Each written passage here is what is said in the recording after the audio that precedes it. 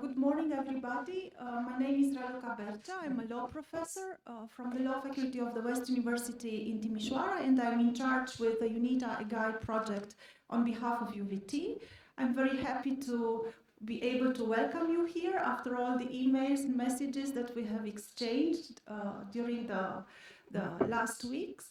And it will be my great pleasure to introduce to you Professor Valicea, who is our Vice Rector in charge with international relations, for a very brief word of welcome. She has just interrupted a lecture with the students in order to be here with us. So there will be a very short introduction to the spring school, and then we will proceed as the schedule has indicated for today's meeting. Thank you very much, Professor. Thank you too, Raluca. Good morning, distinguished guests, dear colleagues, dear organizers. It is a great pleasure for me to welcome you to the West University of Timișoara, one on the 6 founding universities of our alliance. The honors comes back to me once more because I convey the greetings of our rector, Professor Marilyn Gabriel Pirtea. Started more than 3 years ago, our UNITA alliance was initially the dream of a few visionaries.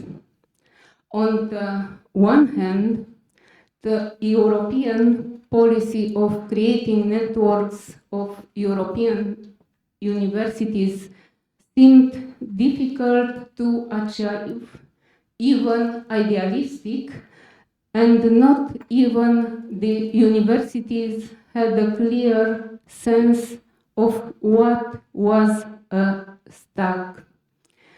On the other hand, as far as UNITA, built from universities of countries of Latin origin, the idea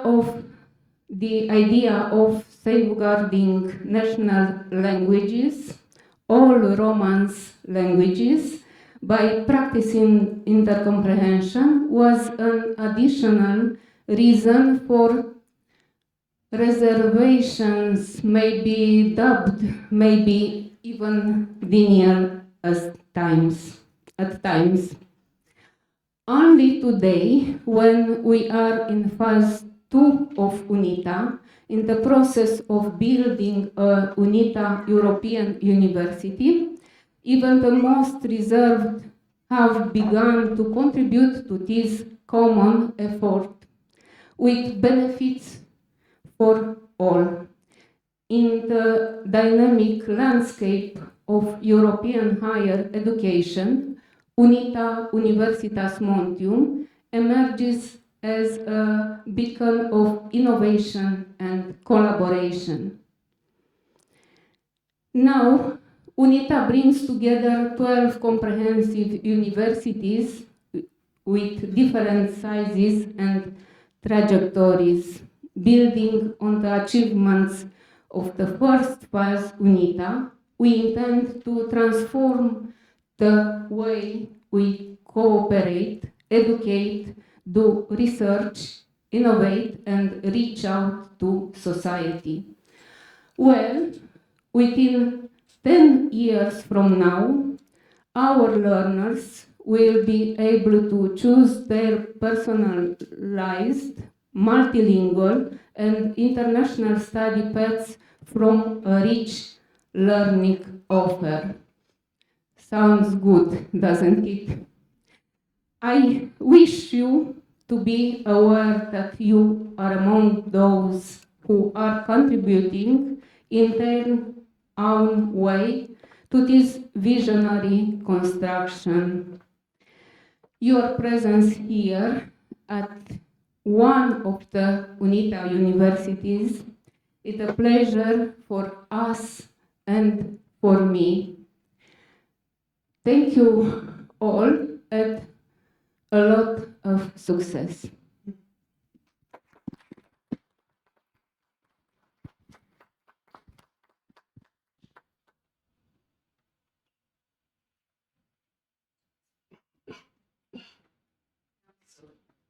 Thank you very much.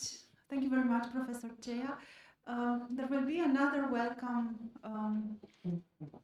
word on behalf of UVT, and this time it will be Andra Dragotesc. Probably all of you, most of you know her very well. She's the head of UNITA office at UVT, and she's among the persons at UVT who believed from the beginning in this UNITA dream. So, hello everyone.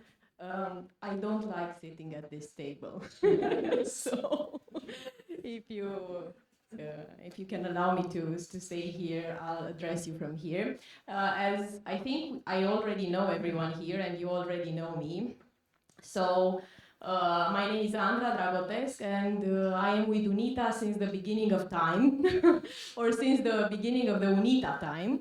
And I won't go over the presentation or the ideas we already discussed on Friday. I appreciate Professor Chea's intervention and the fact that she reiterated again our belief in a dream, because this is what it was in the beginning, a dream and a vision about the European University, which is a university of border regions, a university with a strong vision for education and research that is European, that is based on cooperation, and a university that realizes that the ivory tower is no longer something we need or want, but networking and connecting to other universities, alliances, consortiums. This is the new step we need to take in the area of higher education in order to take European higher education to a more competitive level in the world or global scene of education. My intervention today only wishes to focus on the fact that we are here represented 8 alliances of universities, 8 alliances of European universities that have decided to join this event, this workshop, where UNITA is going to share the results of what we have been doing in the last year in terms of building a legal entity for our alliance. As we have been discussing already on Friday, this has become a key feature and a key objective to many alliances.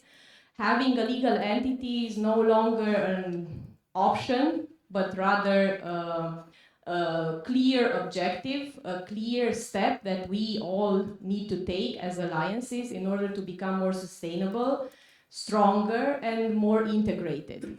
These legal entities will probably, or most certainly, be one of the advantages we will have when trying to become more competitive, when trying to offer our students more options for their career paths or personal development paths. So I'm really happy that we managed to bring to Timișoara so many representatives of these 8 alliances through another type of network, which is the network of Romanian universities which are members of European alliances. And we're happy to say that this network was initiated by the rector of West University of Timișoara 3 years ago, and that all Romanian universities that are members of European alliances can use it in order to promote their good practices, in order to share good practices, and to become a very involved actor at national level in the area of policy making or legislation and so on and so forth. So this is another example, yet another example that networking is everything or connecting is everything. So welcome to everyone. I hope that today and tomorrow are 2 efficient and productive days in terms of at least sharing or finding the best way to organize our legal entities for our alliances. Feel free to give us feedback, inputs on whatever you hear, because everything connected to European universities is a work in progress. It's an exploratory activity. So every day and every event, every meeting we have can bring something new to the table, and that something can become a part of the future European University UNITA or your European University, whatever alliance you're part of. Thank you, and let's get to work.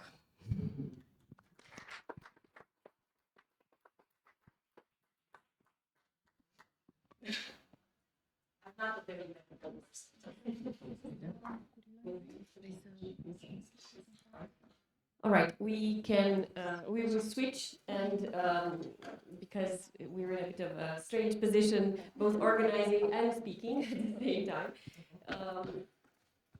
Just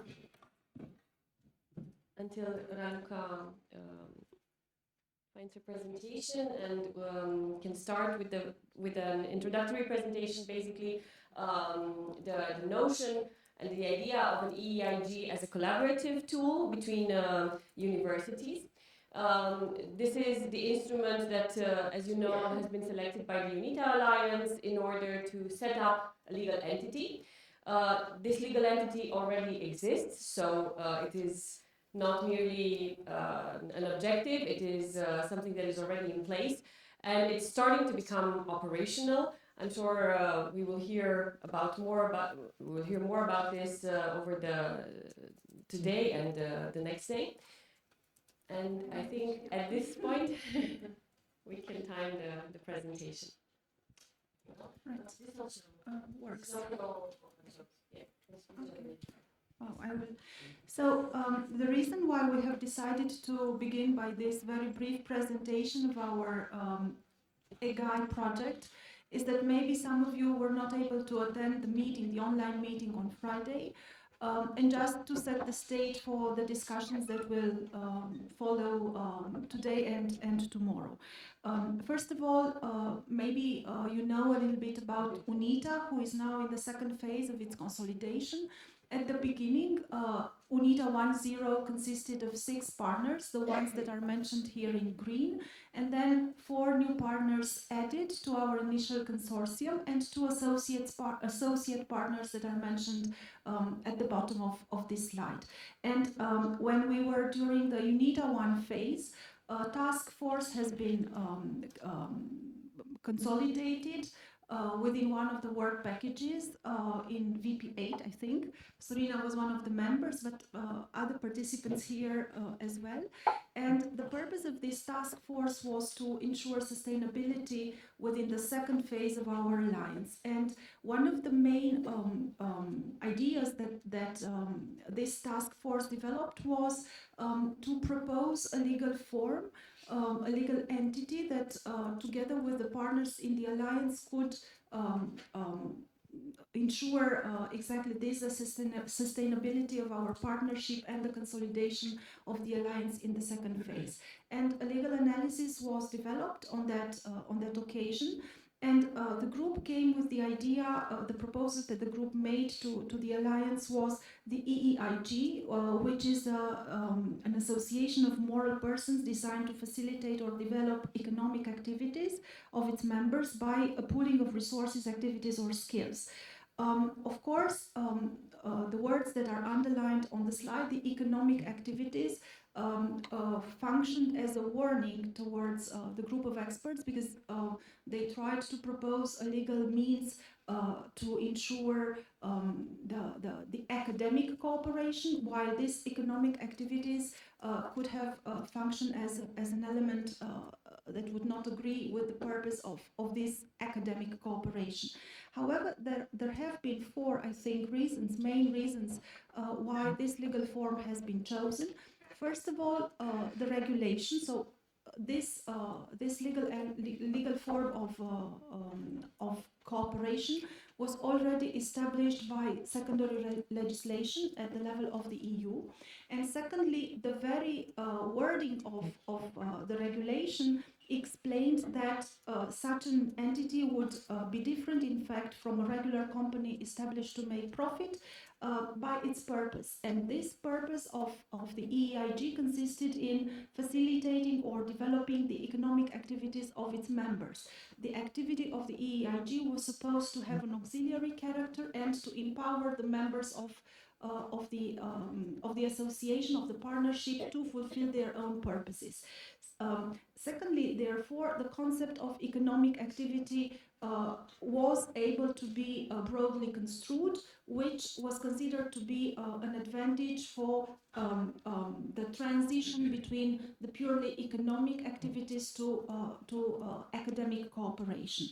Then I have put on this slide a few features of the EEIG.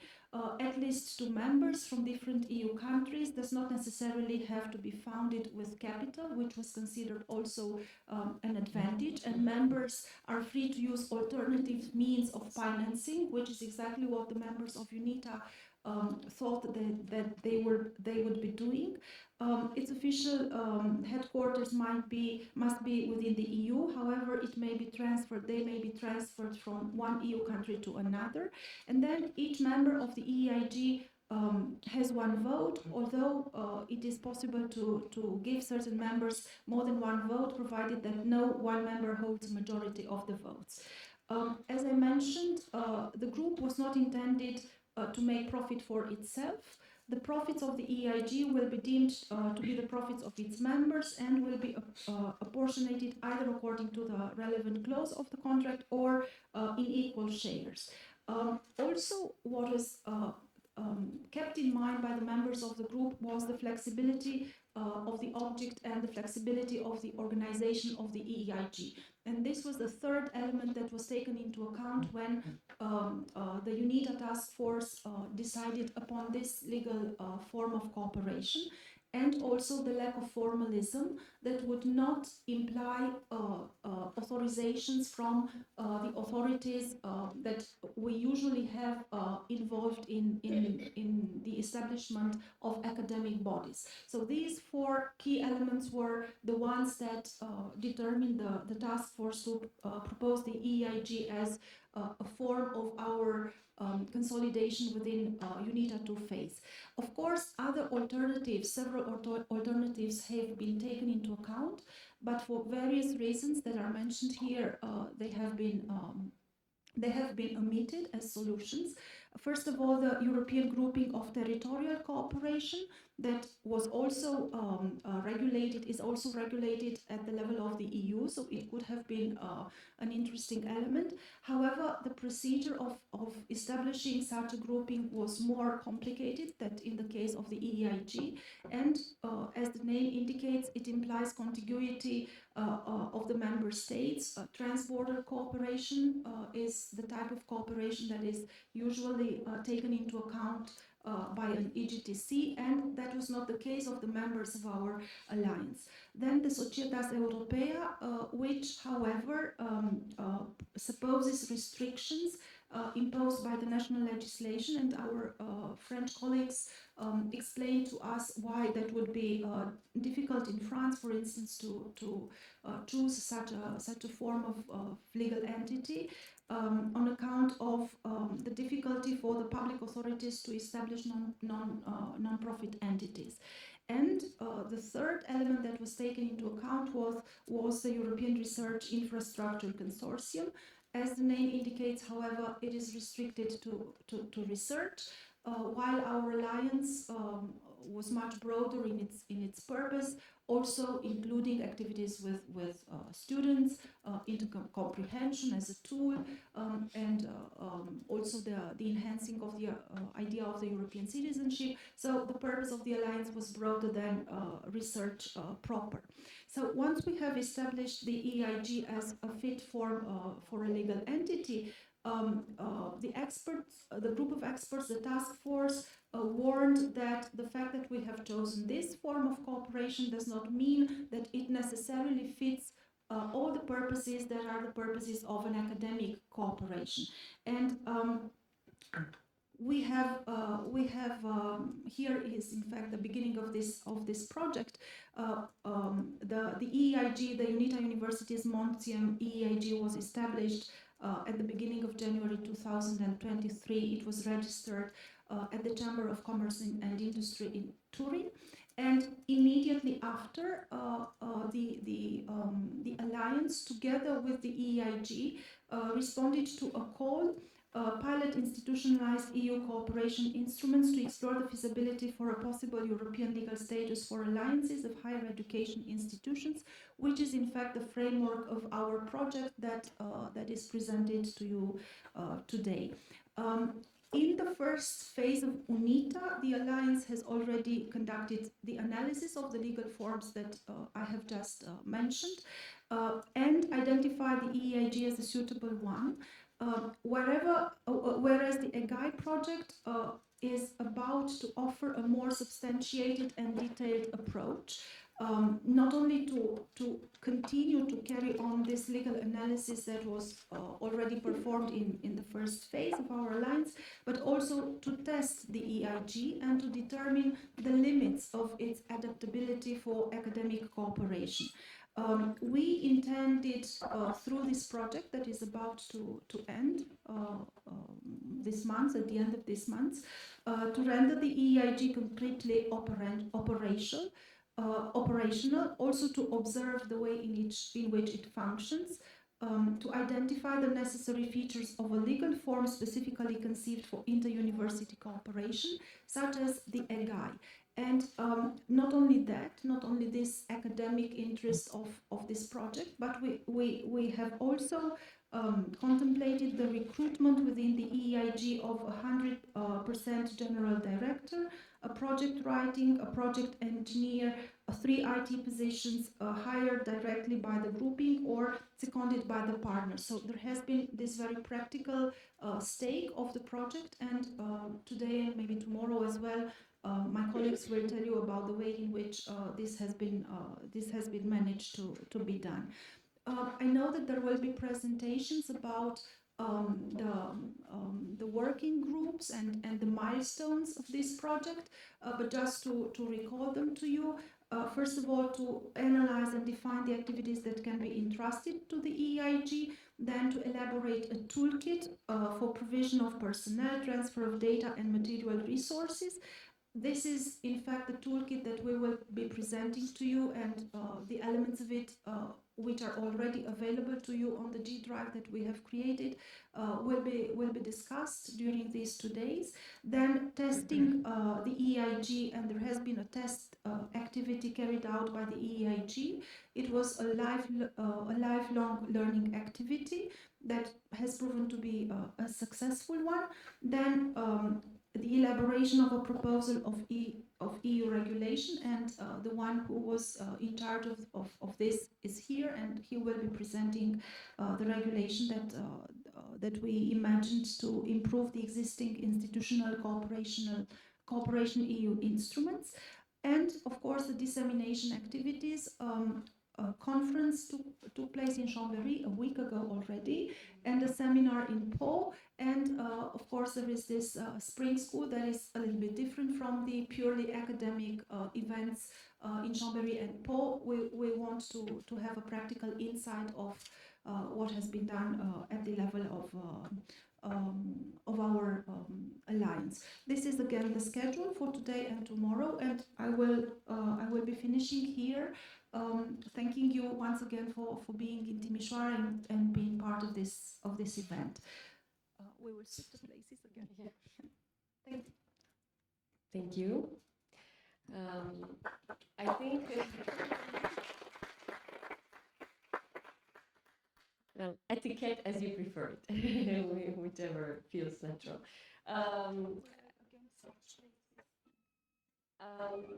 We continue with the presentation of Florian Gaillard, who will be discussing. Who will be discussing the more practical aspects concerning the EEIG. Florian, are you with us? Not sure if you can. Yes. All right, perfect. So Florian is a postdoctoral researcher at the University of Po in Pays de la Loire, and he will be discussing the academic activities that the EIG can perform and that can be, of course, of a lot of use for inter-university cooperation within the framework of this instrument. I think we in principle allocate also time for questions because the idea is to have this as an interactive session. But perhaps because Raluca's presentation was introductory on the EIG and the status that we have now, and Florian's will complement this with more practical aspects. Perhaps we can take questions after Florian's presentation, if that is fine. Thank you. Florian, we at one point saw the presentation loading. Now it's not visible anymore. Sorry, for some reason we cannot hear you.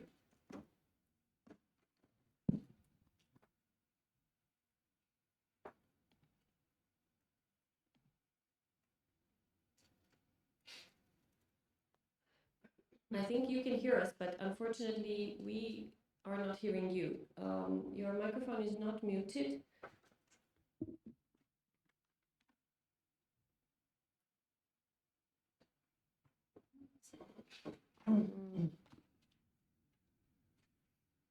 And we also see your screen, so that part is functioning properly.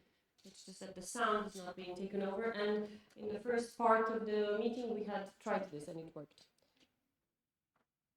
We are getting some help.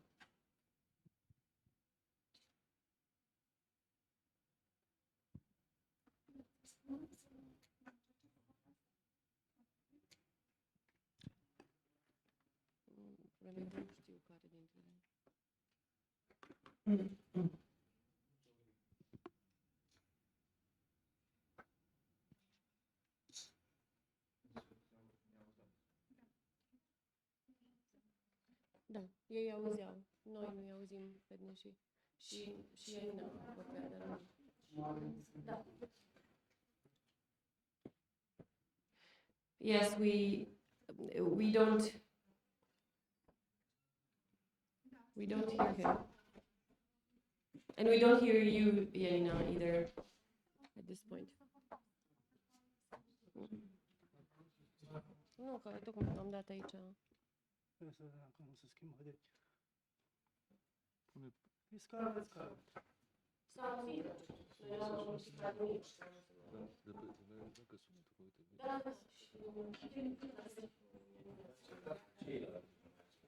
Nu, am vorbit și doamna care e rugat și nu s-a organizat.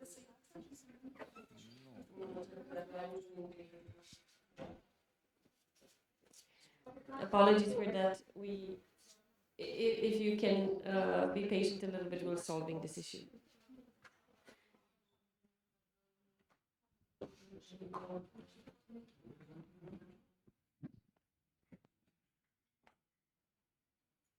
La un moment dat, când vorbeam despre o microfonie și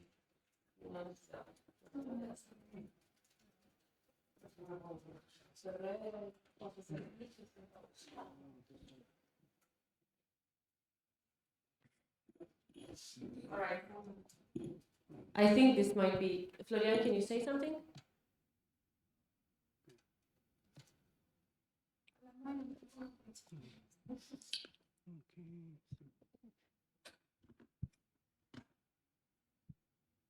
Florian? Yes, do you Right. hear me? Now it's working. It's okay? Yes. Thank you. Perfect. Now I'm going to share the screen.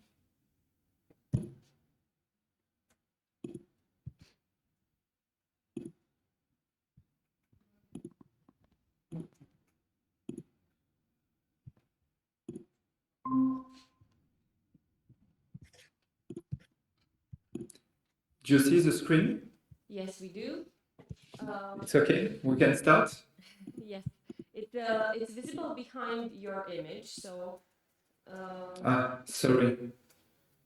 I mean, that is fine. It's just in case you wanted for the full writing on the slides to be visible, then. Yeah. No, Yeah, I think we it's should okay. follow like this. It is fine. It's okay? Yes. Yes, perfect. Okay. I can start? Yes, please. Yes, sir. Okay. Good morning, everyone, dear colleagues. I'm very pleased to be able to take part in this present school, even if I'm not physically with you. I would like to start my presentation with a little anecdote. After the 1985 regulation on EIGs was adopted, Senator Pierre Vallon asked the ministry about the possibility of a university joining an EIG. The answer was unambiguous. Higher education establishments may, in order to carry out an activity falling within their remit, participate in the creation of a grouping or be admitted to an existing grouping. While this was initially plain in principle for companies, 6 European universities have decided to join forces under the status of European Economic Interest Grouping with the aim of facilitating university collaboration at European level. This new Universitas Montium, EIG, aims to offer new services to over 165,000 students and more than 15,000 members of the teaching, technical, and administrative staff. In concrete terms, the EIG was created on the 13th January 2023, and its head office is in Turin. Following this presentation, I would like to present to you the results of a survey carried out among the EIG's members, universities, with the aim of identifying the various economic activities that could be delegated to the EIG. This survey was launched in September 2023, and each member therefore had to think about the different activities that could be managed by the EIG. You can see the different university members. In order to carry out this survey as accurately as possible, 3 questions were asked. First question, what economic and non-economic activities are currently carried out by university? What economic activities could be delegated to the EIG? And to finish, what economic activities not currently out by the university could be delegated to the EIG? I should add that each of these questions was divided into 4 main areas: training activities, teaching activities, research activities, and finally, any other activities likely to be covered by the EIG. To finish, I would like to clarify certain concepts to avoid any confusion. As such, training has a vocation dimension. Vocational training was enshrined in the Treaty of Rome in 1957. In the absence of a legal definition, we will use the following definition: post-school vocational training intended for people engaged in working life. As far as education is concerned, I would point out that it was enshrined in the Maastricht Treaty in 1992. The community should contribute to the development of quality education by encouraging cooperation between member states and, if necessary, by supporting and supplementing their action, while fully respecting the responsibility of the member states for the content of teaching and the organization of education systems and their cultural and linguistic diversity. To finish, with regard to scientific research, we will use the definition given by the 2020 Bonds Declaration. Thus, freedom of research encompasses the right freely to define research questions, to choose and develop theories, to gather empirical material, and to use sound academic research methods, to challenge research wisdom and to propose new ideas. It implies the right to share, disseminate, and publish research results openly, including through training and teaching. Finally, the term others refers to all activities that cannot be described as training, teaching, or research. I will therefore begin by briefly presenting the results obtained. Then it will be my turn to make some suggestions to you today. About the first question, what economic and non-economic activities does your university currently carry out? The first question is actually the one that posed the fewest difficulties. I will only outline the economic activities likely to be carried out by the ENG. First of all, in terms of training, all universities offer fee-paying courses. This can take the form of apprenticeships, courses, services, or even workshops. When it comes to teaching, again, all universities offer fee-paying courses. This can be university's degree, for example. Research activities include the granting and exploitation of patents, expert appraisals, publishing activities, research events, and the creation of chairs.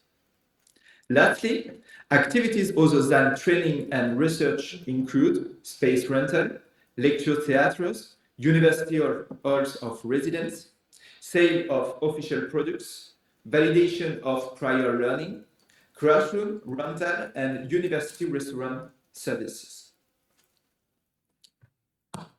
About the second question.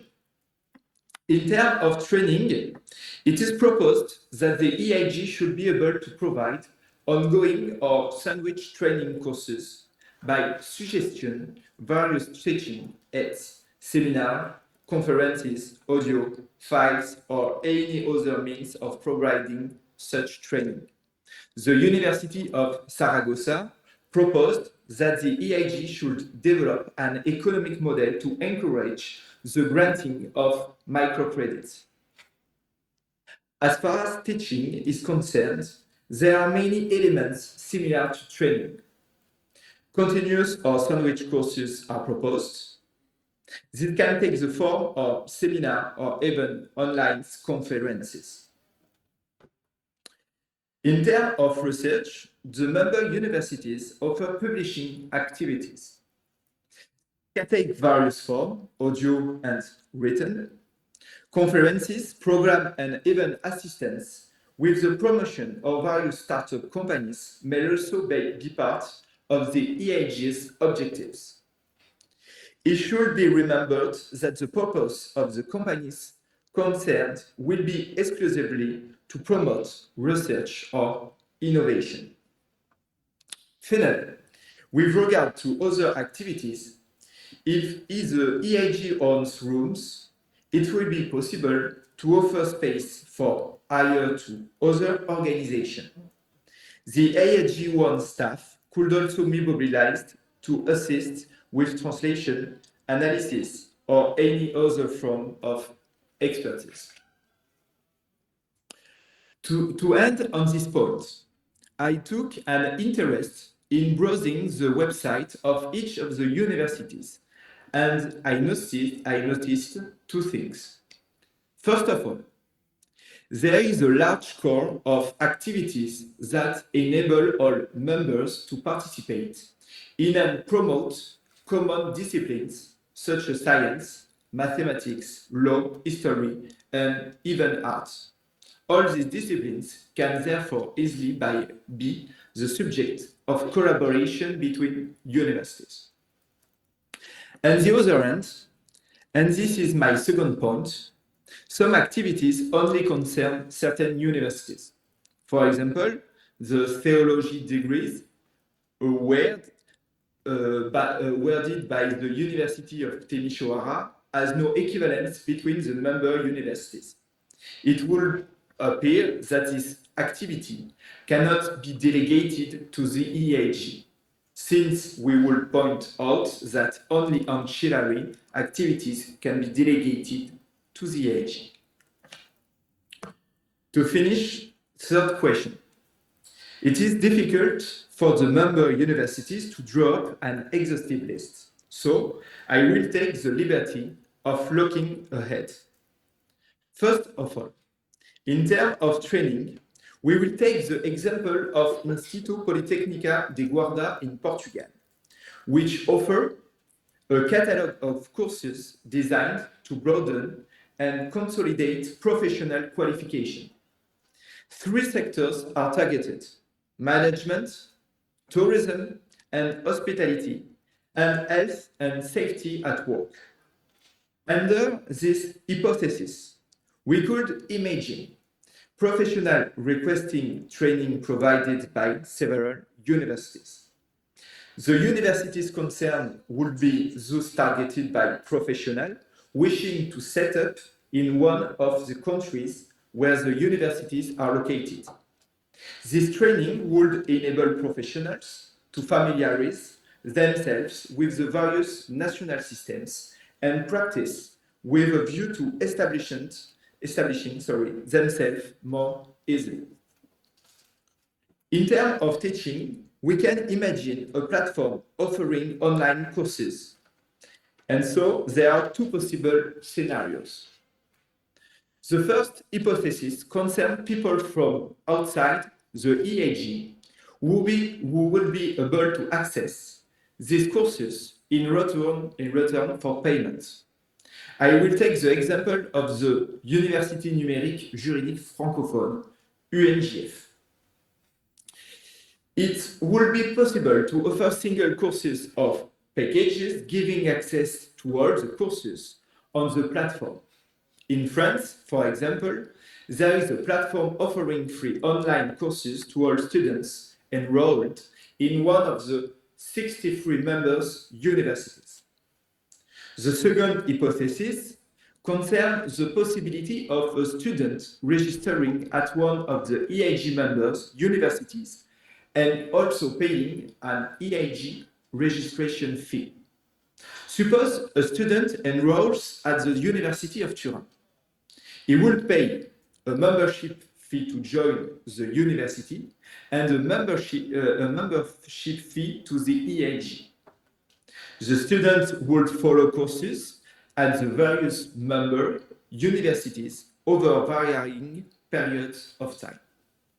At the end of their studies, students would have a degree awarded by the University of Turin and other degrees awarded by the other members' universities of the EAG for which they have participated. Alternatively, the students could pay a membership fee directly to the EAG. During the course of their studies, they will be able to visit the member universities to enhance their teaching, and the various universities will be able to award a diploma. By way of example, the European Business School Paris set up an EAG in 1985 with other European schools precisely to encourage these exchanges. In the area of research, the EAG could also promote the work of doctoral students, the publication of a wide range of research papers, and the organization of a number of events, seminars, conferences, etc. For example, the European Research Consortium for Informatics and Mathematics created an EAG on the 17th of August 1992 with the aim of encouraging collaboration within the European research community and strengthening cooperation with European industry.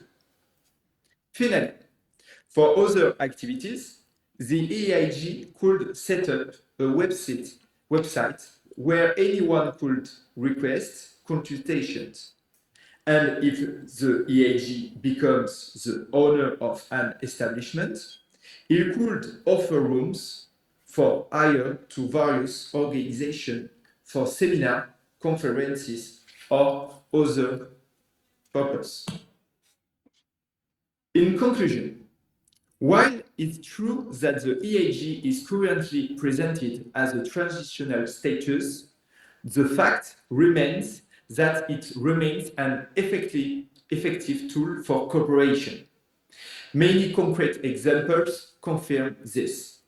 However, there are still a number of challenges to be met, namely definitively defining the EAG's future activities.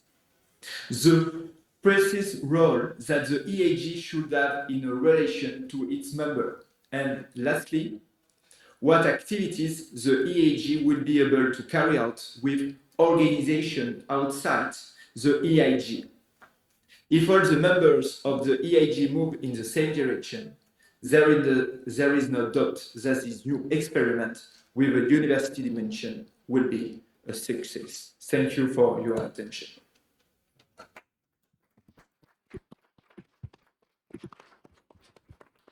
Thank you, Florian. Can you hear me? Yes, perfect. Thank you very much for your presentation. I think now we can perhaps take some questions. The idea would be to discuss a bit on the practical aspects of activities that EIGs can perform in the context of this academic cooperation, and to see perhaps also from members of other alliances that have not explored this option or that do not yet have a legal entity set up, whether there are curiosities or specific questions to be addressed, and perhaps issues to be clarified by our colleagues who discuss the EIG.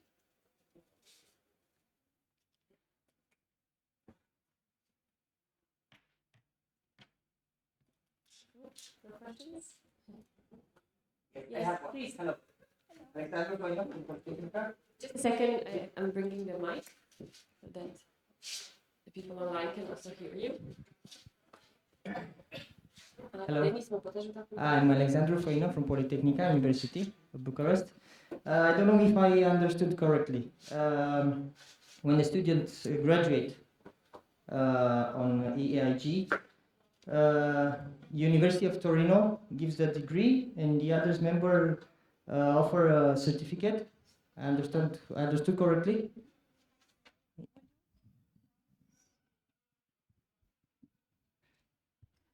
I don't know if somebody from Turin would like to take this question or not. From Mr. Florian Gaillard, that's what I understood. Florian, can you hear us? The question. Yes, I hear you. Did you, Yes, did you hear the question? Did you hear the Yes. question? Okay. Okay, I'm going to try to explain in English, and so I don't know if I'm able to explain all the sense in English. The EAGs, it's impossible to give a diploma for the EAG. Yeah, okay. But it's impossible. And so we can imagine the University of Turin, if your inscription is in the University of Turin, it's possible to give a diploma from this university. And maybe in other courses, if you study at the University of Chambéry or Pau, the French university can give another diploma to show your study in the different country. If I don't know if you understand me. So finally, it's a diploma or a certificate from the other university. It could, but an option that could be viable Yeah, is the option of a double degree. double degree. Or Yes. multiple degree. Multiple degree, yeah. Those Yes. were thoughts also. A multiple degree from all the universities, members of the EIG, or our alliance. Yeah. So that's one option that could work. We do not yet have those in place, but there are multiple programs in different universities in the alliance that are working towards it, to align in order to be able to provide either a double or multiple degree. or multiple degree. Yeah, those were our thoughts also. We wanted just to confirm with you. And sometimes this, of course, involves arrangements among the undergraduate or the master's degree schemes in the universities. For instance, I'm speaking about law because we are coming from the law faculty.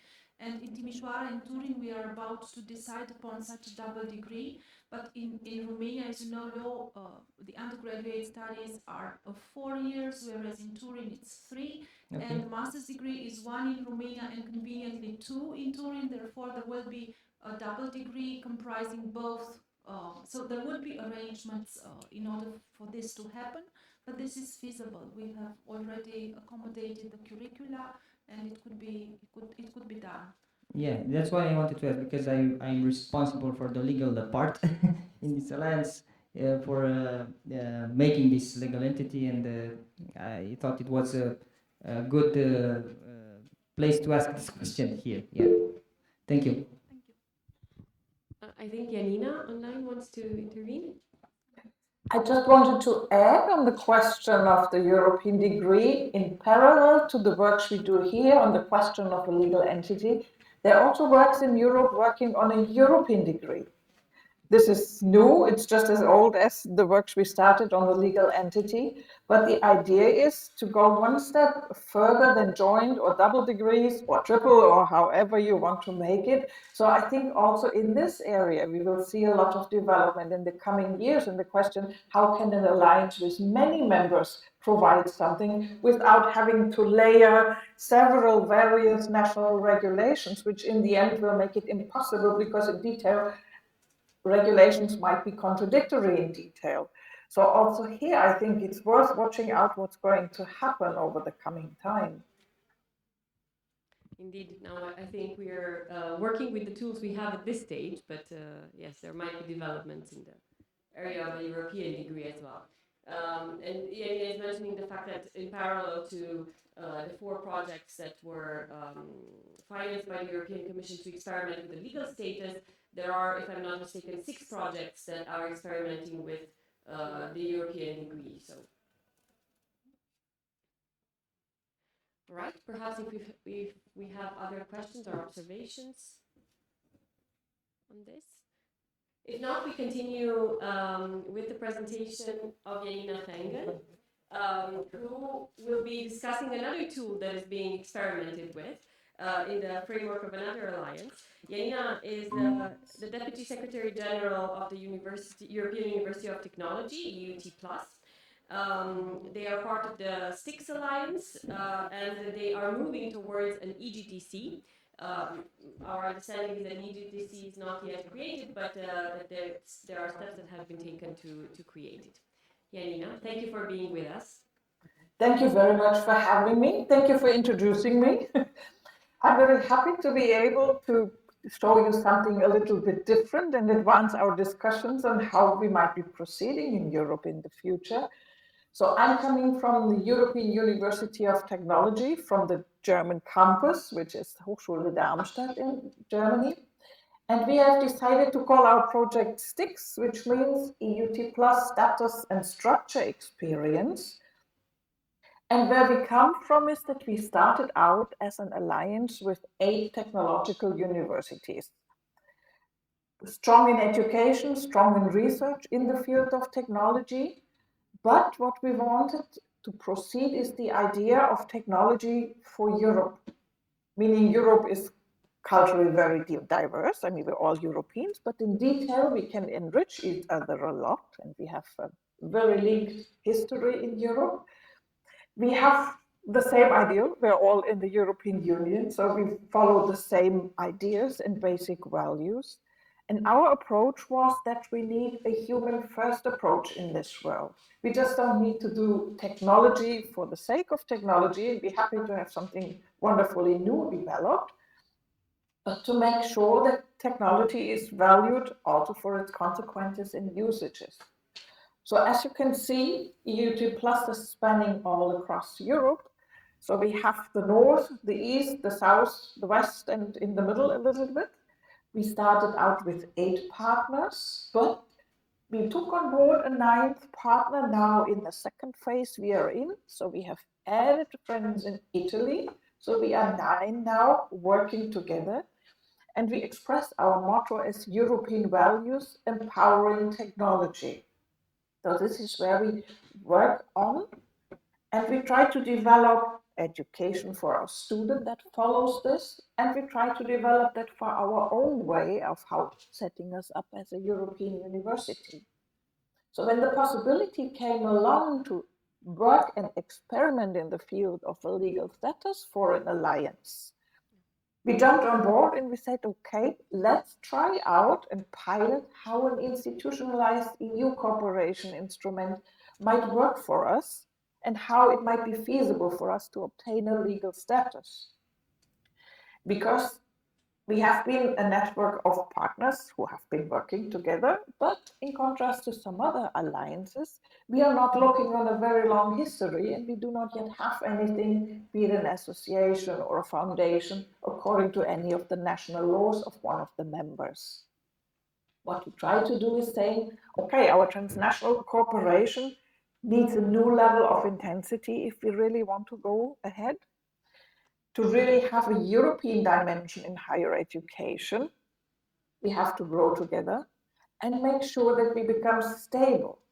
So we looked at the ways how we can address this, and then we said, okay, that is to be answered on 2 levels. We have to see how we can advance EUT+, because we are wildly determined to become have a merger, to be merging one day and to really become one European university all across Europe. Never mind, it's 3 time zones. We practice already. We are able to manage rather well with it. We are about 100,000 students, about 10,000 people. So it's a middle-sized to huge boat we have to steer. So we were looking at the question, how do we do this? How do we steer such a boat? So we came to the conclusion, of course, we need a common governance. And over the first phase, we have set up already the first governance bodies, meaning we have a rectors board that meets regularly every 4 to 6 weeks. We have committees on vice president level, in education, in internationalization, in research. And the idea is to follow our increasing integrative trajectory. On the other hand, let's work out how a legal status may look like. So we were thinking about doing an EGTC. That is providing common services to the alliance. And the most urgent need in that field is, of course, to have a digital backbone. Because we cannot work if we do not have a functional IT providing services in the field of education, services in the field of research, and also general services so that we can collaborate, work together. It starts with the question of how to do user management across all of Europe and make sure people are able to access what they need to. So we decided we start with this basic need, learn how to do it, like our title is also saying, status and structure, experience, pilot with this, and then see if we are able to provide digital services, what might be coming from there and how to proceed with our idea. So we divided our project a little bit into 2 areas, saying one is looking onto the question of process and harmonization. So we approached it in a very business administration way, a plan, do, tech, act cycle, to see how can we use standards and guidelines for harmonization for the work that EUT Plus is doing together. The question is very easy. People are working locally in their universities as they have to and as they used to. But we have to address institutional transformation. How do we become European? How do we develop European processes that then also reflect back into the work we do within each partner? So we opted for the idea of the European standard guidelines, which are existent in Europe, and give a very good idea how we can start. Develop jointly together how we want to work, how we want to transform ourselves, so that it can be adopted at each campus step by step. So one of the first things we have to look at is how do we have resources and participation in EUT+. It should not be something additional on top and make people work the 25th and the 26th hour of the day, but really embedded in their daily work that we are starting a path towards a merger into a European construct. The education should be fully oriented to our students, following student-centered learning, making sure student-centered learning implies all of Europe. The question of equity, diversity, and inclusion is of big importance. We have a variety of students. We need to make sure that this is also possible to acknowledge all this on a European level. Of course, we have the question of multilingualism and intercultural learning, but not only for our students, but also for ourselves. Staff on all levels also needs to be multilingual and be aware of interculturality and make sure we can adapt and really make it possible for the students to feel at home in a European university. We have the questions of sustainability, and we want to make sure that we have an ethical and environmentally responsible EUT Plus campus all across Europe, addressing all the questions with the changes we have to address coming from society. So we want to make sure that these ideas are embedded in the study offer, programs change, project offers are developed further. All these ideas have to go in there, but not for the cost of other things. We want to implement it in research. Yes? Sorry to interrupt. I was just wondering, oh, you are in the 5th slide now. Okay. Yes, Because the don't slides worry. the slides were not moving. That's why we were seeing Oh, the slides are not moving. Oh, that's terrible. I'm sorry. Now Then I use this one here. Maybe jump to the 5th. Yes, I'm terribly sorry for this. Apologies that we didn't say it earlier. Thank you. No, don't worry. Then I do this here. It's not as beautiful as being in full screen. I didn't know. I'm sorry. No, it's fine. Thank you. Okay, thank you. So what I was showing is the various processes we work on at the moment. And EUT Plus is a long-term strategy for us. So we want to make sure that it's really coming towards the merger we intend, that it follows the trajectory we have thought about. And we need to make sure that our standards are assessed and reviewed. How do they work? Do they need iterative improvement? And this is linked to the question also of a legal status. Because at the moment, the EUT Plus is an alliance, but it's based on a network of previous individual connections. It doesn't really exist speaking in a legal sense. We are funded, but that's about it at the moment, legally speaking. So we were thinking, how can we make sure that we become future-proof and somehow reach a legal status, which will also help our acting across Europe. So we decided a legal entity at this moment in time will of course not replace the current universities. It is supposed to add value for functions, for services, for support, for employing the standards so that we can work together. And then let's see what the future will bring, how we can move better together, so that we ultimately reach something like free movement of education. We have a free market in Europe, but not really for education. I don't have to tell you how difficult it is to move, get learning acknowledged, to make sure it's working for the same standards. It's very difficult. So we were thinking, if we have a legal status, it will give us existence, but it will also give us identity. It will give us credibility. It will give us visibility. We do our best to be visible and explain the idea of alliances, but if we actually exist, we thought this might be much, much easier and more credible. And we looked at the construct of EGTC after checking everything else, and we found the EGTC to be the only existing tool at the moment for public bodies, because all 9 of us are public universities, so that was already a step towards deploying that EGTC we want to create as a non-profit agency without having too many explanations to do, even though the setting up process is not easy. But usually you have to do a setup only once. That was the optimistic approach. Because if we have an EGTC, we can transfer continuous tasks. A typical task, of course, is the provision of IT services. That's a continuous task. we have to look into to make sure this is not always jumping from project to funding, and in this risking the setup of really meaningful long-term support services, and that is preserved. Phase 2 is now running. We have to make sure, if we really want to go ahead and want to become a European university, that we become stable. If we have an EGTC and all members are on board, all 9 of us, we have a legitimate representation of all of them. We are not seeking further members or advertising to the public to become members. The EGTC is really meant for EUT Plus as it is. And it's supposed to facilitate transnational activities. With some partners, we have cross-border, but the ones on island are not really cross-border to anybody. That's in the nature of the system. But we have transnational activities all across Europe. And EUT Plus is in working modus. We are in the 4th year now. We just started the end of last year, our 2nd phase.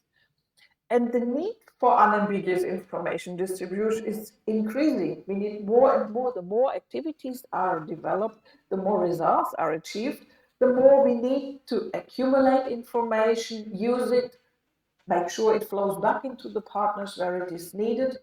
And that goes for all fields, for education, for research, for general management, everywhere. So we started structuring more integrative processes, define tasks, and make sure they can really be supported and that the resources we need are mutualized.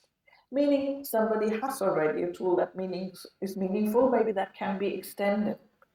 Somebody may have IT expertise, which is hard to find at the moment in Europe, especially for universities. So we may have a spot where we can share and help ourselves with resources or concentrate tasks. So if something is done once, it is usable for all the other members as well. And we hope to make sure that we really have long-term operation, starting with something. Well, it's not simple to make a website, but that's usually one of the first steps, to have a website, to have a tool that our students find courses they can use to customize their self-study tracks and find out at which partner they find which modules that are then automatically recognized. Our researchers can find where are areas where for calls they can look for partners or find them, where they can share research infrastructure. All these needs underlying information processes to enable that working. So this is what we aim for. And to see if it's really possible to make an EGTC as we want to have it and set it up, we were thinking there are some guiding principles how we want to form that EGTC. The one and most important forming is, of course, we want to give EUT Plus a legal European personality, meaning we also want to reflect how we work together. Our governance structure will be reflected into the EGTC, meaning the boards and the committees we have and the task forces should be embedded and reflected that they can really work in the EGTC and take decisions. On the other hand, the EGTC will become part of the governance structure so that it's fully included and not a separate non-profit service agency on the side.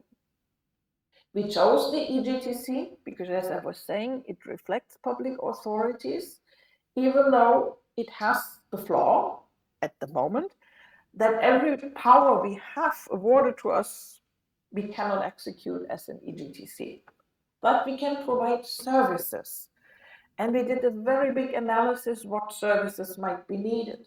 So if we provide services and anchor our EGTC into our alliance, we are sure we are able to create value by mutualizing resources, by concentrating knowledge and service offers, and setting up the EGTC for long term is supposed to secure all those future.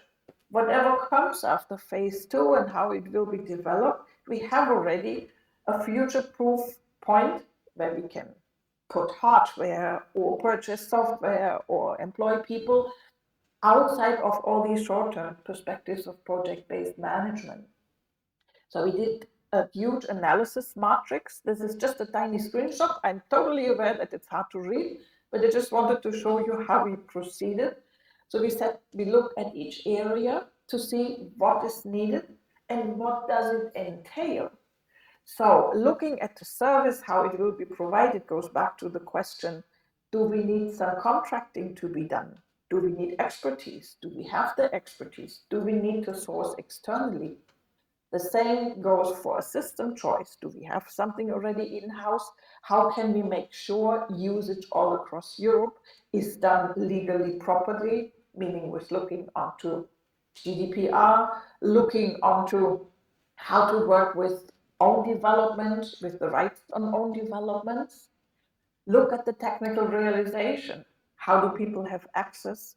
Where is the data processed? Where is the data stored? Who is accessed? How is it backup? How is it archived?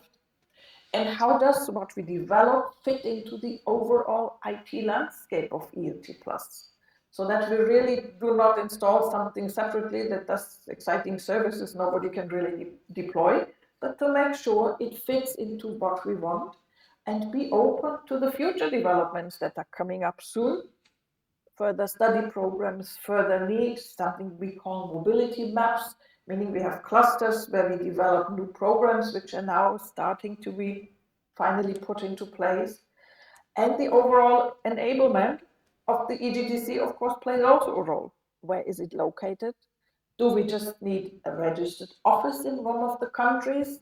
Do we need maybe corporate offices in all the partner countries to make sure that the expertise we need can be really working there locally? How do we delegate stuff? How do we do secondments? So all these questions have to be solved in a proper way so that we can work. So at the moment, the situation is that we see the EGTC as a path for public authorities to set up something which suits their character. It will be a strategic approach. It should support all our working. At the moment, we decided we will start with the EGTC as it is. I mean, we have no choice. We have to start if we want to start now as it is, so that we can start with service provision and we will gain experience how to provide services all across Europe, which needs might be coming up. We start with IT because that's of utmost importance. Anything doesn't work without any IT. On the other hand, it's really going across Europe. But a service delivery in this way will also give us insight into other services we might be delivering to going through the EGTC and being offered by the EGTC to its members, or even maybe one day more than to the members, also to the students of all members. We have the obstacles we identified. As I was saying, it's a very complicated process of setting it up. However, we decided it's doable. You just need a long breath. And when we looked at it and say which obstacles do hinder us setting it up, saying, okay, that's EUT Plus, that's a public university all across Europe, we came up with several recommendations how maybe the EGTC could be further developed in the future. And our suggestion is maybe there are certain points in the regulation of the EGTC to change it and come or expand it to a European grouping for university cooperation. We have on purpose said university cooperation, knowing we all 9 are public universities, so we can try this out for public universities, and maybe that in the very long-term vision might be the seed also for further development, because the EGTC regulation, on the other hand, offers possible ways and paths at the moment to later add private institution to 8 members from non-EU member states. So there is room to design something which could fit purposes rather nicely. And what our hope is, if there is something like an EGUC in English, that it might be recognizable as a higher education institute. So it can execute the standard powers university have and be eligible to funding as a university. So it can act and apply for research funding, which would not be possible with the EGTC at the moment, to access the Erasmus Charter, so that for the students, more possibilities and for the staff possibilities can be set up. And that in the end, maybe one day we can award European degrees. That would be a wonderful vision to have. And then we can see how can we expect on funding, on membership, What do we do with liability? Our wish is to have a limited liability for starting the EGGC to be secure and on the safe side. We have to ask all the questions about taxation, audits, about staff sourcing, about how to treat data, where to have the seat and sites. So these are all the questions we are finalizing at the moment. When the STIX project will be over, which will be rather soon, a little bit quicker than I thought, but then we have a clear picture how we want to proceed, how to really define the founding instruments, and go ahead and do the application for the EGTC. And then hope it will, of course, run smoothly, and we will have something very nice in place, which enables us as the university alliance across Europe to gain experience and to see what we might be able to do further on. So thank you very much, and in case of any questions, please let me know. Thank you as well.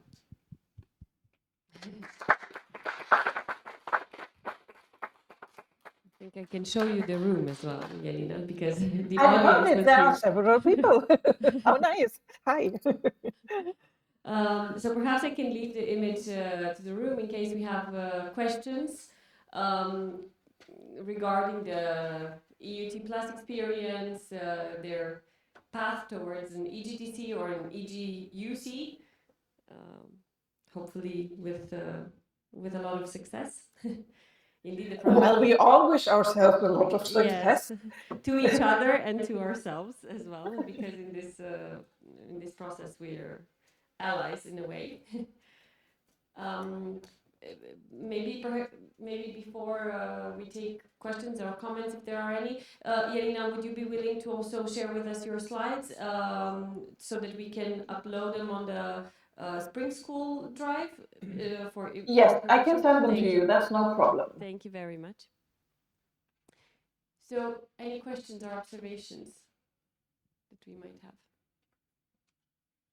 Lorenzo, yeah.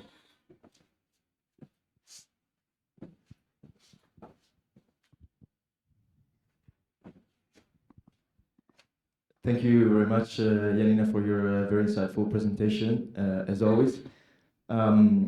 What strikes me the most about the UT Plus project, as opposed to the UNITA project, is your will to commit in the long term to a merger between the universities, which is something that's really interesting to me.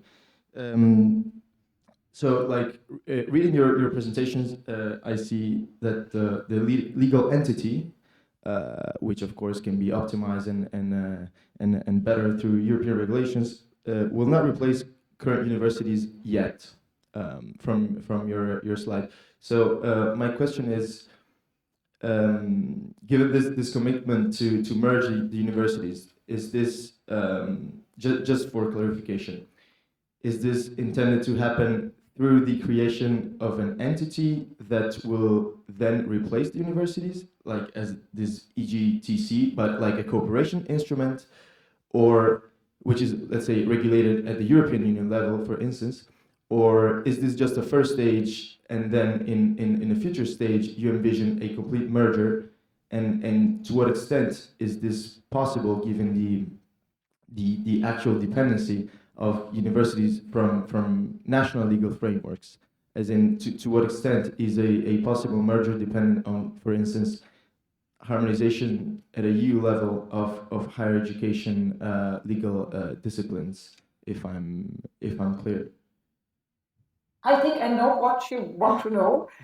At the moment, I cannot give you an answer, but what I can give you is a twofold answer. We said when we want to become an alliance, we need to move in together. We started in phase 1, we were dating, now we are in phase 2 and we want to stay together. And we think we need also European constructs, whatever they might look like. That's what I was saying. At the moment, we're all national universities. That's how Europe is designed. They're national universities.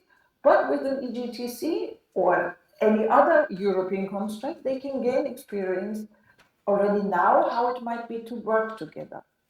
If in the long run it will be something which Europe is developing, which will be then implemented in the member states, or if something existing will be taken and moved forward, Maybe something will come up like you stay being a national university, but this is a campus of the European University, this and that. I mean, not only for us. In our case, it would be a campus of EUT Plus, and the EUT Plus can act due to having a legal personality as a European university. This is very long term, I do admit, and I will not give a year because I have no idea.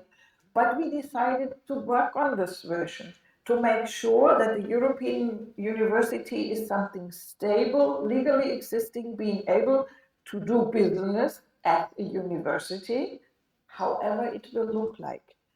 For us, we decided, and we were happy to have the possibility to talk to all the colleagues across Europe who are interested in questions like this.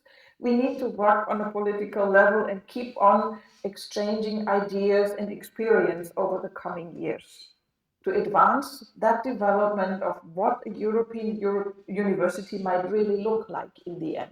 Maybe, as always in life, it will be something hybrid as an answer, but we want to really move together and say we are one with all what comes from a national idea. Let's talk in 20 years. Maybe you won't be talking to me in 20 years in my professional life, but we are starting a very long-term path now into the future. Thank you very much. Thank you. If we have any other comments or observations or questions? All right. Seems not. Thank you once again, Janina. Thank you very much for agreeing to be with us and on a short notice, and we appreciate it all the more. Then this concludes the first part of this morning session, and we will take a coffee break and come back at 11:30. Thank you again. Thank you. Thank you to all of you. Thank you for having me, even though I'm just on the screen. I enjoy the exchange, and I wish you a very successful continuation of your event. Thank you. Goodbye. Bye-bye.